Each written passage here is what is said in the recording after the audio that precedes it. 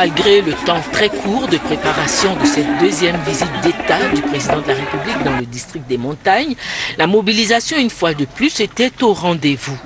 Les populations ont encore démontré leur attachement au président de la République Alassane Ouattara et leur reconnaissance pour l'intérêt tout particulier qu'il attache à leur région dans son ensemble, en lui consacrant 2 visites d'État en l'espace d'une année. Il y avait foule dès l'aéroport ce mercredi après-midi. L'avion transportant le chef de l'État, qui était accompagné de son épouse, a atterri à 16h50 à l'aéroport de Mans. C'est avec une joie évidente qui se lisait sur les visages que le président de la République a été accueilli par les autorités politiques, préfectorales, administratives, les élus, cadres, les autorités coutumières et les populations présentes en grand nombre, donnant dès le départ une première illustration de la force du lien qui unit les peuples de cette région de la Côte d'Ivoire au président de la République Alassane Ouattara, qui démontre lui aussi de son côté sa grande fraternité à leur égard.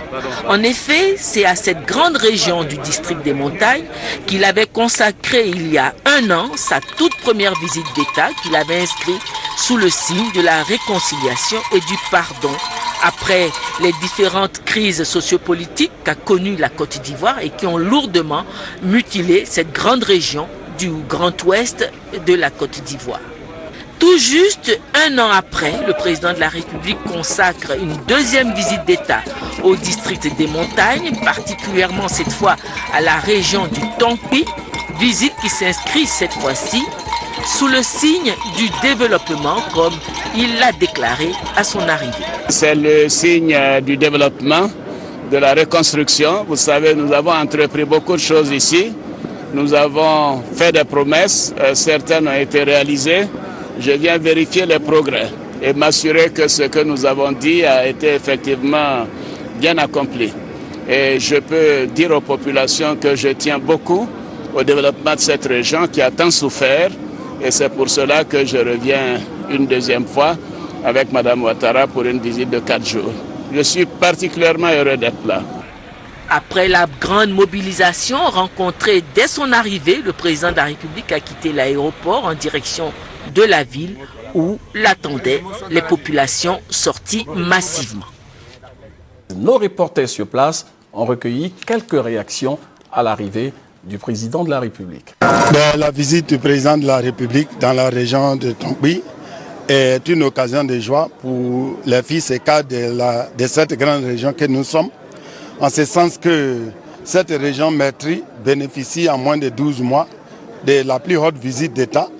Une visite qui d'abord s'exprime en termes de soutien à cette partie de notre pays et à la population d'ici, mais une visite qui soulage également la population, mais beaucoup plus, qui rapproche la population de son leader afin qu'ensemble ils puissent échanger, poser les problèmes de la région et avoir l'oreille attentive du président de la République. Vous savez, pendant cette crise, l'Ouest a beaucoup souffert. Et apprenant que le président vient pour la deuxième fois dans le Tonkpi, c'est vraiment une grande source de joie parce que nous ne nous y attendions pas d'aussitôt. Mais trop de viande dans la sauce, ça ne gâte pas. Nous sommes très joyeux. C'est une fierté que nous soyons la ville résidence du président de la République pour toutes ces visites-là. Vraiment, c'est une fierté pour moi. Et puis enfin, le président a promis des choses la fois dernière, telles que l'eau vient d'arriver.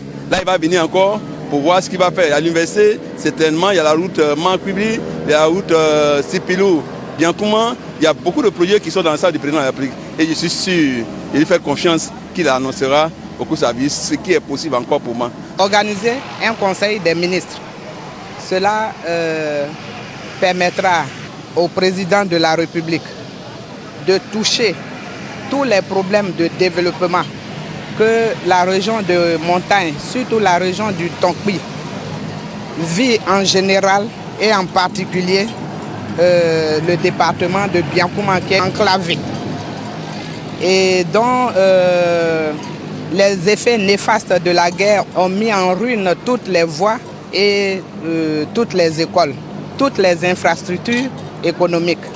Je crois qu'il est bienvenu, il est chez lui. En réalité, c'est la première fois que le président vient dans la région parce que c'est la première visite qu'il fait pour la région du Tonkpi.